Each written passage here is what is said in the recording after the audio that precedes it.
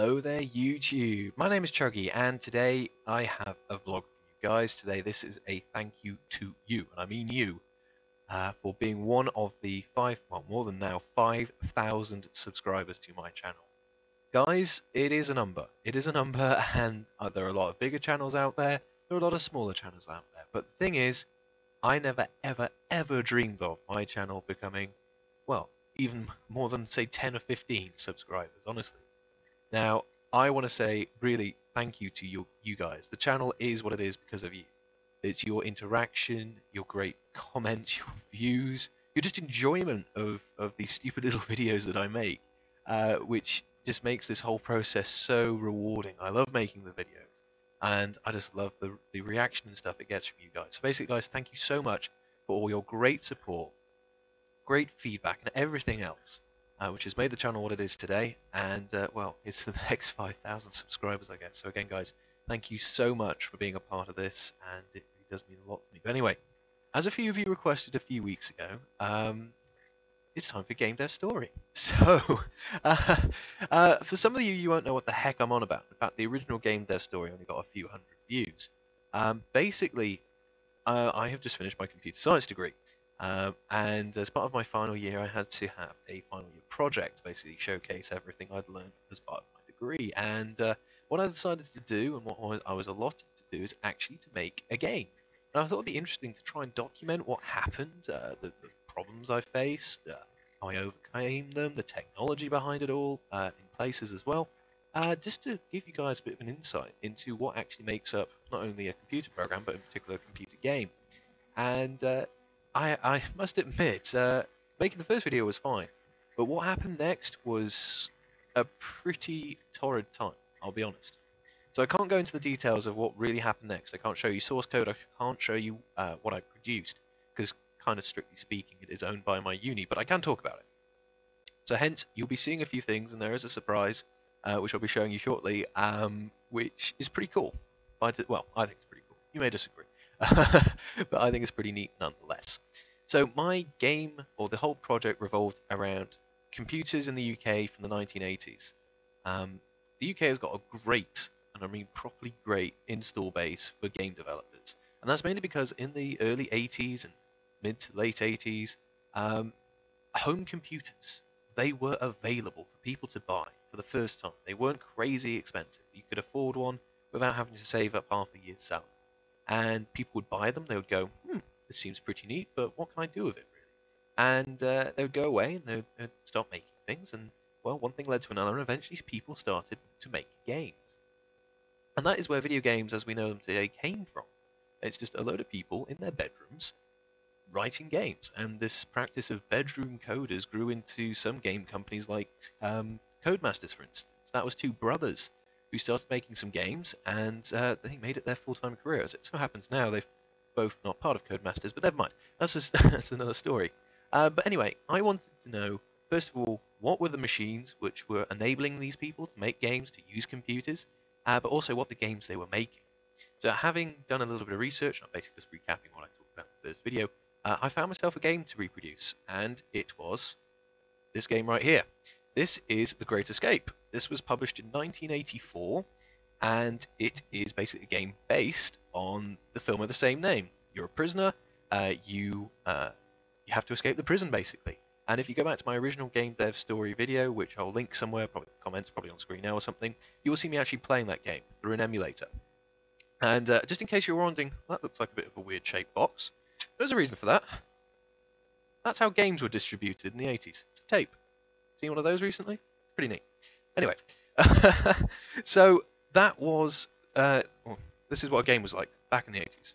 Very nice. We went to cartridges, then discs, and everything went from there. Anyway, so yeah, that was the game. The reason I wanted to make it is, frankly, I hadn't seen an escape game where you're in a location, you have to escape, just using whatever you can find. And this game was one of the best rated games on the Sinclair ZX Spectrum. Now, for those of you who don't know what that is, it's a computer, and it was insanely popular. A lot of people bought them. And the Sinclair brand had a lot of success. What Sinclair as a company, they basically did is they went for the low price point. People responded to that, and they bought plenty of computers. But due to various bad decisions, trying to go into other areas, they ran out of money. And then a gentleman called, well, as he is now, Lord Alan Sugar of Amstrad, went out and bought Sinclair straight away, straight out. As soon as they got into financial problems, they had a few deals going on in the States with Timex, that didn't work. Sinclair was basically bust. So Amstrad bought them, and they bought the rights to the Sinclair sort of computer range. Sinclair still exists today, but not quite the same capacity. And anyway, that was the end of that sort of dynasty of basically computers. Amstrad were making competitor computers, basically, and they wanted a bit of the Sinclair market, and, well, they produced this. This is an actual, no, don't drop it. This is a Amstrad Sinclair ZX Spectrum Plus 2. Well, that's wrong there. There we go. This is a computer. And you might go, well, what the heck is going on here? This is very much literally an all-in-one. This is all you would get in a box, and this would probably cost you, I don't know, a couple £100, something like that. And you might go, oh, that's not bad. This is the 1980s. That was a lot of money. But this is the type of thing you'd be playing your games on. And these are very limited. See that 128K? That's how much RAM is in here. Given that my computer that I'm recording this on has 16 gigabytes, I might have to draw a graph to try and describe the difference. But basically, this is inordinate amounts of, there's basically no power in this compared to what we've got today. In fact, most calculators, have more power these days than these did. Processing power. So, pretty limited by today's standards, but these guys were able to play games, write games, and they were a success. And the reason for that was, well, as I've already said, these machines were, relatively speaking, affordable for the first time. And basically what happened in the 80s, and this was basically half my project, the research, what happened is people went, I've got this computer, I'll write something for it, and other people used it and went, hey, that's great, I'll buy a computer. Played the game, go, I want to do this. And basically you got this sort of circle of people buying computers to play games, and it went from there. And now we've got dedicated consoles, we've got gaming PCs, whatever else, just for this purpose. So very much these early games, which are very basic by today's standard, you'll laugh at them. We have a lot to thank to these type of games, and this was a great game. I tried to emulate it, and let's talk about what I actually produced. In short, it's terrible, and in fact, I won't actually even show it to you. I could show it to you if I wanted, but I actually came to loathe it. And you may be surprised to hear me say that. Basically, game development is not easy. Surprise, surprise. I was a one-man army, and I had to implement a lot of stuff, write a lot of code. Now, as you may or may not remember from my previous video about this stuff, basically I had pretty much decided I was going to use a game engine. For those of you who don't know what a game engine is, it's basically the core of what makes a game. You hear some game companies talk about this a lot. Take Frostbite with Battlefield, that kind of thing. The game engine is the core, and you can do a lot of cool stuff with particular game engines. I decided instead of writing my own, that would take far too long, I would use one which was already available, freely available for iOS, and the project was on iOS, by the way. I should probably mention that. Anyway, to make an iOS game. So I chose to use a library called Cocos2D. Very popular library, very popular game engine, and it all began there, really. So I'm going to get a little technical. I'm going to deliberately water it down a bit, but if you tune out, I'll try and get back on something a little more interesting in a second. So basically, iOS-based applications are written in Objective-C, and that's a programming language. Much like I speak English, you might speak German, you might speak French. There are different languages, and they have different rules, different words, different syntax, and basically you've got to learn the language. Now, going into this project, I didn't know Objective-C. I didn't even know how to write good good C++. I had to learn that as well as part of this. And basically, the first problem I had in my project is I just gave myself too much to do. Learning a language as well as write the thing is not a good idea. So if you're an aspiring games programmer and you don't know how to write a language or write in a language and try and make the game at the same time, I'd recommend learning the language first. Now, I did budget for that. I tried to, do all the learning before I did any of the writing, but plans go very badly wrong. And mine did go badly wrong. I planned it all, it was beautiful, and then coursework ruined everything. So I ended up in a situation where I had too much to do, not enough time, and the end result was me doing a lot of all-nighters, a lot of compromise, and the game just didn't turn out to what I wanted it to be. So I wanted to try and emulate Great Escape, and it's sort of an isometric, escape-based game where you find items in the world and you escape from the prison.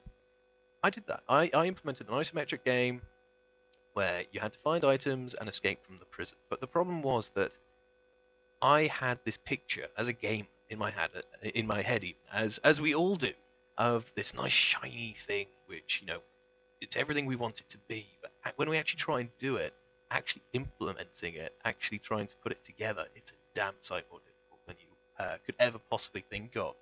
And I just did not have enough time in short. As I said, coursework, having to do other sort of uni-based work at the same time as this, just did not have enough time. I really did screw up, and what happened is I just had to compromise. And it's kind of like art. I really do see the argument now of video games are art, because when you are producing a game, you put everything of yourself into it. You want it to be the best it can possibly be. And the second you start having to compromise what that is, you start to hate it. And basically, it got to a point where I just hated it. I properly hated it.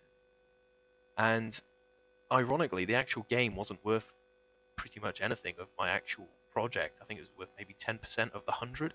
What I was more interested in was my report, which I would write up the actual dissertation side of things. Well, it's not really a dissertation, it's not that long enough, but the actual paper side of my research, how I developed it, all the sort of system development life cycle stuff. I won't go into that now.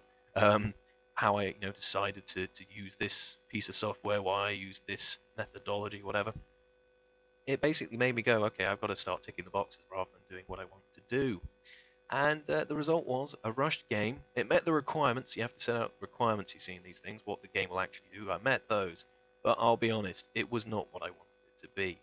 And that it was kind of a very shallow note, to be honest. I really did have high hopes of making something to be really cool, playable, enjoyable, and it ruined me. It really did.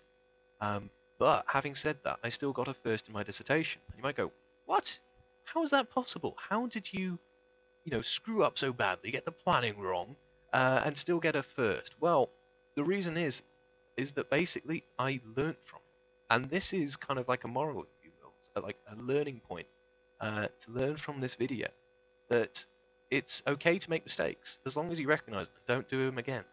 So my dissertation, sort of the sum up of the dissertation, was about 10 or 15 pages long. And just so you have an idea, in fact, I may as well put a picture or two in. It was maybe 150 or so pages, including the index and stuff, once I'd written it. Pretty big, pretty sizable. I think it was 50,000 words, something like that. Anyway, my conclusion was basically not only summing up computers from the 1980s, what they were, but also software development. I kind of went back to where I was when I first started my degree, where I didn't know how to program jack squat, to where I am now, where I can realize, okay, I've made these mistakes, and that's cost me in terms of the implementation, but I was able to achieve this and this, this, and this. I was able to go, yeah, I made these mistakes, but I recognize the mistake, and to recognize this mistake, I must know it. And I think the lecturers like that. I think they appreciated my point. And moreover, the fact that I'd chosen and backed up my reasoning, that got me there. So basically, guys, my game project was a disaster. It was utterly disastrous. But having said that, I had a lot of fun. I did in the end. I did hate what I produced, but oh my word, it was one of the best learning experiences I've ever had. And if there's something that you guys can take away from this, well, take two things away. First of all, game development is not easy. When you see a bad game, it's normally because something like this has happened and there's compromise has had to be made. But just learning from a mistake, I guess, is the really valuable outcome. You may look at something and go, well, that's not finished, that's therefore not useful or anything like that. But the fact that you can recognize that it's not been finished and there may be reasons for that, I think that's perhaps where the real goal is, real learning can be done. Anyway, I'm starting to ramble now. So, game dev story, to sum it up. It was a bit of a disaster. I can't show you anything, I can't show you any screenshots or source code or anything like that for various reasons. Legally, I don't actually own that code anymore. Never mind. But I had a lot of fun learning about these games. This game is sensational. You can get this quite freely from the internet, along with the emulators to run it. I just actually got a copy of this for my birthday, which was quite neat. Well, that's quite a nice thing, along with this machine. And yeah, games are a lot of work, and I, for one, now really appreciate all the work which goes into games, even if they are a bit patchy in places. But this is the thing. Um, where they are patchy in places, it's normally because something's gone wrong in the development, and normally that isn't the person who wants to make the game's fault. That's just some bureaucracy or something which got it wrong. And I think that's the lesson I learned. So anyway, guys, I hope that this has been interesting. I know this has been a lot less, I don't know, technical, showing off of things compared to the previous video, but unfortunately, I can't really show you too much. But anyway, what I will also say actually is I'll say this now. Now I remember it. In the previous video, I did ask for some of you guys to fill in a questionnaire. 30 of you did. Thank you so much. You helped define my requirements, which helped get me through. So thank you to you guys. That was really, really valuable. And yeah, just thank you again. I might as well wrap this up. Thank you for all your support. Not only with this stuff, but with the gaming videos and everything else. Big stuff is happening soon. It's just not quite in place yet. And some PC gaming. Great, the cord isn't long enough. PC gaming is a part of that. Anyway, guys, thank you so very much for watching. Thank you for 5,000 subscribers, and I'll see you next time.